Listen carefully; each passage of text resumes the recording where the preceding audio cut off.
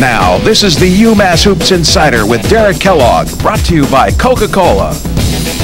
Good morning. Welcome to UMass Hoops Insider. It's our up-close look at the Minutemen as the team gets set to visit St. Joseph's in Philadelphia tomorrow. Coming up on our show, we'll preview the game as UMass tries to get some revenge for a close loss to the Hawks 2 weeks ago. And we'll also preview a man on the verge of becoming the program's new all-time assist king. Plus, we'll look back at the St. Bonaventure and Rhode Island highlights. I'm Josh Maurer, and seated beside me, as always, now almost 200 assists behind Chris Lowe, it's the head coach, Derek Kellogg. Good morning, Coach. Well, those guys should have made some more shots when I was playing, so it wouldn't be 200.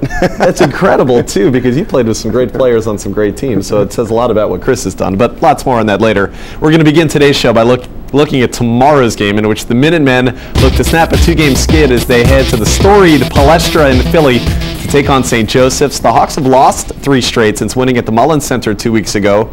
Coach, you think Phil Martelli's team is going to be treating this almost like a must-win game now that they're on a losing streak? Yeah, absolutely. With three losses in a row, with a team that plays as hard as they do and as tough as they do and as well coached as they are, they're going to be coming out ready to play, and we're going to have to come in and bring our A effort, and it's going to be a tough battle tomorrow at the Palestra.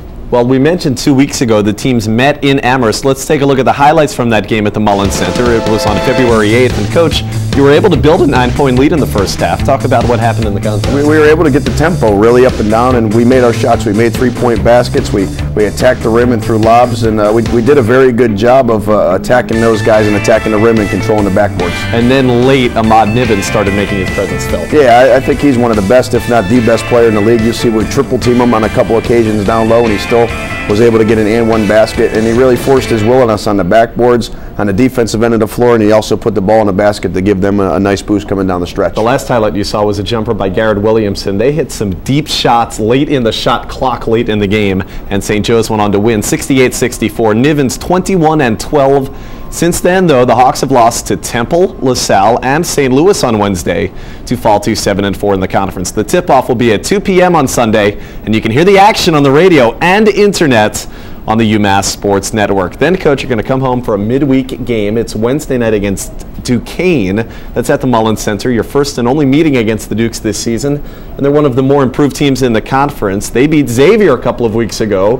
What do you expect from them on Wednesday? Well, they play very hard and play actual fast style. They're pushing the basketball and really trying to score a lot of points. They're playing a lot of players. So that'll be an exciting game, one where we'll try to get out and shoot a lot of threes and push tempo. And it'd be a fun game to really come out and watch and support your Minutemen. Time to take our first break, but when we return, we'll get a very personal visit with senior point guard Chris Lowe as he tries to break the program's all-time assist record. Plus, we'll look back at the highlights from the past week.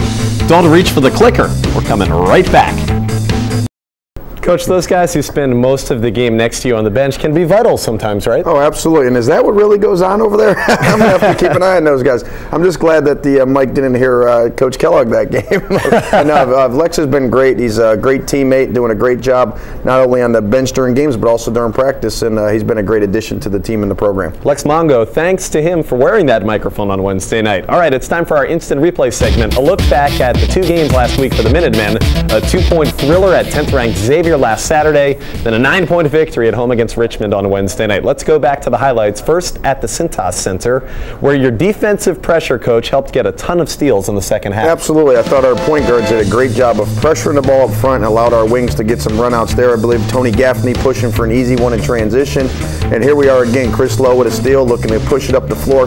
When we get the ball in transition and get open shots, we're a pretty good basketball club, and we have to do that to not go against a team like Xavier's half-court defense. You were down by 10 in the first half. Now this is David Gibbs for the lead. Yeah, David Gibbs did some great stuff, especially on the defensive end of the floor. And when he's playing offense like that and creating for his teammates, he's got a chance to be a great player. That shot by Lowe, a great up and under. That tied it, and here's Luke Bonner on the weak side for the lead. Yeah, what you see, though, you see our guards getting into the paint, having the defense help, and then our big guys are able to clean up some misses. Raymond's 3 gives Xavier the lead for good, as it turns out, although Ricky kept you in it. Yeah, it did. It was a nice shot by Raymond, a good double down, which Ricky got caught up a little bit on the screen, but Ricky did a nice job of coming back down, hitting a 3, and here we are pushing in transition with a chance to win the game, and I thought that shot was going in, and it just trickled out and gave Xavier a chance to come out with a 2-point lead. One final opportunity. Gaffney got a tip on that missed free throw. He missed it on purpose, but UMass falls 2 points shy of the big upset. Now on to the Richmond game. We start with Chris Lowe's 1,000th point. Yeah, Chris Lowe did a great job, played a fantastic game. It was nice to see him get his 1,000th point,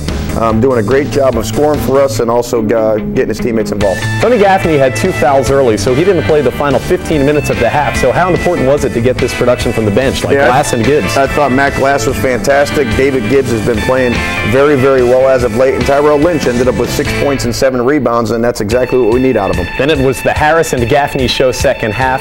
How about Tony? All 12 of his points after the break. I like that show. I like when it's the Harris and Gaffney show, and then Tony did a nice job with a lot of energy on both ends of the floor. Here we are once again creating offense from our defense. Anthony Gurley pushing it with a great pass to Ricky Harris, and I love to see our wings sharing the ball from Gurley to Harris and Harris back to Gurley. Here's the coup de grace, his 5th 3 of the second half. Yeah, it's nice when Ricky gets on those rolls. Don't hold him back. Let him shoot the basketball and make plays on the offensive end. Harris scored 21 of his 24 in the second half, and as I mentioned, all 12 of Tony's came after the break. Minutemen now 3-4 in Atlantic 10 play. Every week on UMass Hoops Insider, we ask Coach Kellogg to break down some key plays from the team's recent games in a segment we call Coke Chalk Talk. For that, we're asking Coach to do some serious dissection, biology class style. Today, we take a look at some much improved scoring ability off the dribble by freshman David Gibbs. Go ahead, Not Coach. that I was a great biology student, but I will say this much. David Gibbs is doing a fantastic job right now of using ball screens and getting in the lane and creating offense for himself and also for his teammates. We're running a lot of ball screens high for him. Sometimes he's using them and coming off looking to make plays. That time he shied away from the screen, took it baseline, and made a great play. And this is the one I taught him. You cross the guy up twice, you make a great move to the basket and finish above the rim. But David Gibbs right now is playing with a lot of confidence. He's getting better with the basketball, and as his body continues to get bigger and stronger, as he continues to get more comfortable, he's got a chance to be a great player for us, not only this year, but in years to come. I thought that one looked like Allen Iverson versus Michael Jordan. You remember that play? That was a great move right there. Unbelievable. All right, it's time for a break, but don't you dare turn the channel. When we return, we'll look back at another special time in UMass basketball history as we continue to celebrate the 100th season of Minutemen Hoops. This week we look back at the greatest season in UMass history. We'll be right back. Celebration from Dante Bright there. We're back for the final segment of UMass Hoops Insider. It's your inside look at the Minutemen you can't get anywhere else. Don't forget, UMass and 18-2 Xavier's just minutes away from Cincinnati over on ESPNU. Each week we like to finish the show with a look at the lighter side of the UMass squad. This week we asked several of the UMass players if you could sit down and break bread with one person, any person in the world, who would it be? All right, Coach, who would you be most anxious to sit down with? Well, I'd hate to agree with Chris Lowe and Ricky Harris, but right now President Obama would be great to sit down with and get his view and vision of the world and also our country.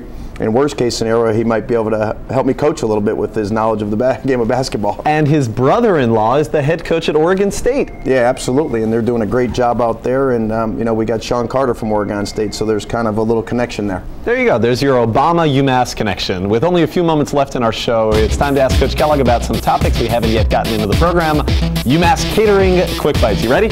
Absolutely. Here we go. Number one, tougher game for you this season. What do you think? At Kansas or at Xavier today? Definitely the Xavier game. It's further along in the season, and they're a little bit more mature right now and have a better view of where their team is and where they're trying to go. Interesting. Okay, number two, how was the week off that you had since last Saturday? Was it productive to have that now? Absolutely. It gave us a chance to re-energize our minds and our bodies, and we worked pretty hard, and I think our guys will be ready for the game this afternoon. Coaches across the country today will be wearing sneakers in honor of Coaches versus Cancer. I imagine you'll be partaking? Absolutely. Got my brand new Adidas ready to go.